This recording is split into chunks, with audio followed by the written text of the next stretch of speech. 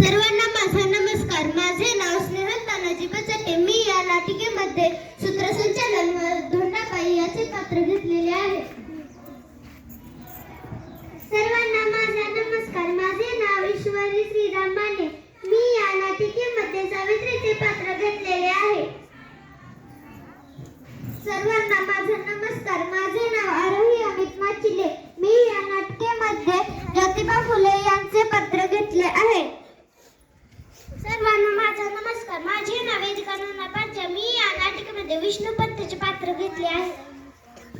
सर्वांना माझा नमस्कार. माझे नाव ढोले नंदिनी. मी या नाटिकेमध्ये गोदाचे पात्र घेतले. सर्वांना माझा नमस्कार. मी या नाटिकेमध्ये सीताचे पात्र घेतले. सर्वांना माझा नमस्कार. मी या नाटिकेमध्ये सखाचे पात्र घेतले आहे.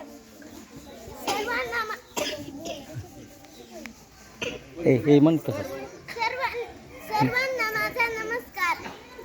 माझे नाव स्वरा राहुल थोरात. मी या नाट्यामध्ये भेटसीचे पात्र घेतले आहे. सर्वांना माझा नमस्कार. मी या नाटिकेमध्ये गीताचे पात्र घेतले आहे.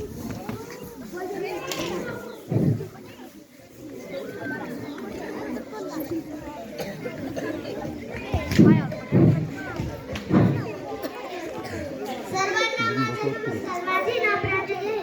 मी या नाटिकेमध्ये पूजेचे पात्र घेतले आहे. सर्वांना माझा नमस्कार. माझे नाव श्वेता उमेश मस्ते. मी या नाटिकेमध्ये आरतीचे पात्र घेतलेले आहे. सर्वांना माझा नमस्कार. मी या नाटिकेमध्ये इमलचे पात्र घेतलेले आहे. सर्वांना माझा नमस्कार. मी या नाटिकेमध्ये रामजी पंतचे पात्र घेतलेले आहे. सर्वांना माझा नमस्कार. माझे नाव द्वारकाधीश प्रकाश माने. मी या नाटिकेमध्ये शामूचे पात्र घेतलेले आहे. सर्वांना माझा नमस्कार. माझे नाव पंचाळ. मी या नाटिकेमध्ये रामूचे पात्र घेतलेले आहे.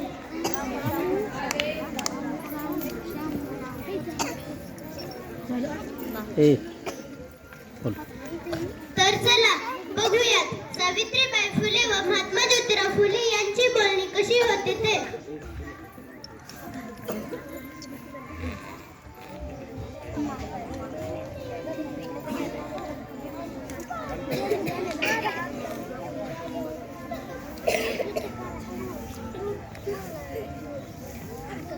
सावित्री, तू काय करत आहेस? काही नाही, काम करायले माय. तुला दुसरं काही येत नाही का?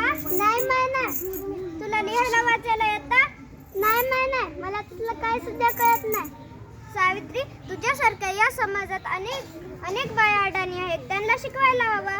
होय, तू शिकशील का? होय, शिकेन की.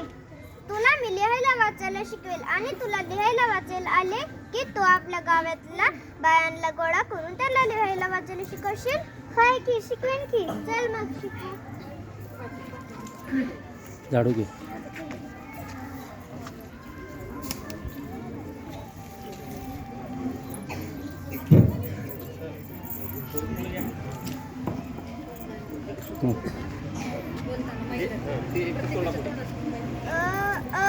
अननसाचं अननसाचं आ आईचं आईचं.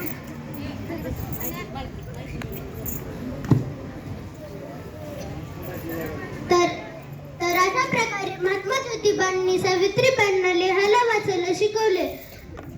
तर पुढे बघूयात काय होतं ते.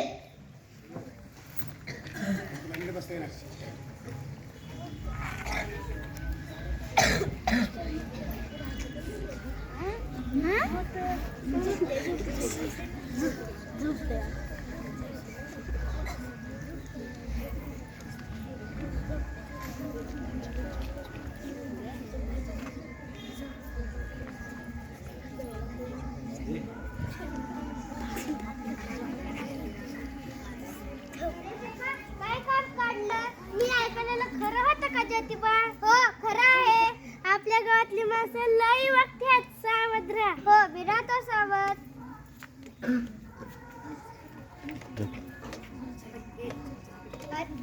झोपले तो आणि स्वामी आणि नामे पला पला.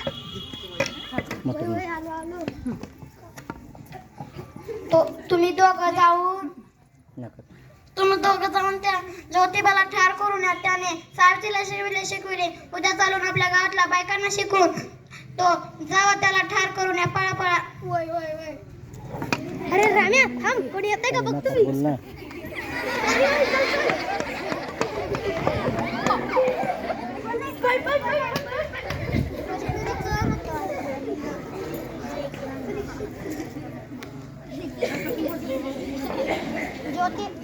नका तुम बोल रहे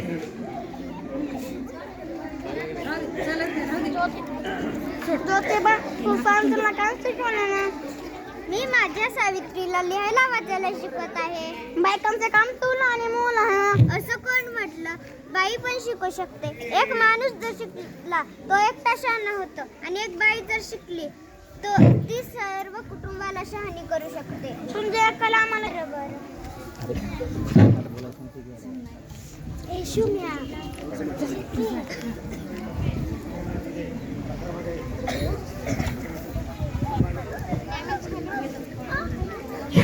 शिव शिव शिव शिव अनंत पाप झालेले देवा. शिव शिव शिव अनंत पाप झालेले देवा. काय झालं रामजी? तुमच्याकडे बघून दोन ज्योतिबाने सावलीला शिवले. उन्हात चालून आपल्या गावातल्या बायकांना शिकवतो. हो का? मी त्याला बघतोच चांगली.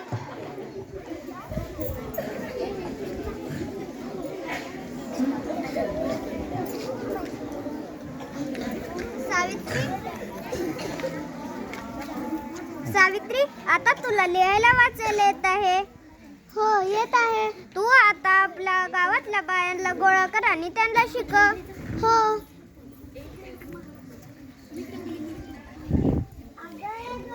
काय करतेस? काहीच नाही, आताच कलर भाकरी करून झालीये. बर, तू माझ्या घरी येशील का ग? वय चल की. अगं गोदा, जवळ धोंडाचं घर आहे, चल आपण जाऊया. अगं धोंडा, काय करतेस? काय नाही सावित्री, आत्ताच झाडून काढून झाले. पायाची नुसते कुटके पडले, तर काम करून नुसता वैताग आलाय. मग काम कशाला करतेस गा? आता करावंच लागतंय की. बरं, तू माझ्या घरी येशील का ग? कशाला? चल तिथे गेल्यावर सांगते. बरं बरं. बसा बसा बसा.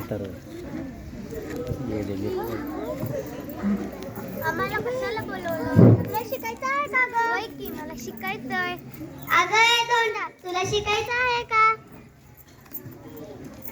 होय शिकायचंय, पण ही गावातली माणसं, तो माझा दारुडा नवरा. त्या गावातल्या माणसाचं जाऊ द्या, तुझ्या दारुड्या नवऱ्याचं पण जाऊ द्या. आपण शिकूया.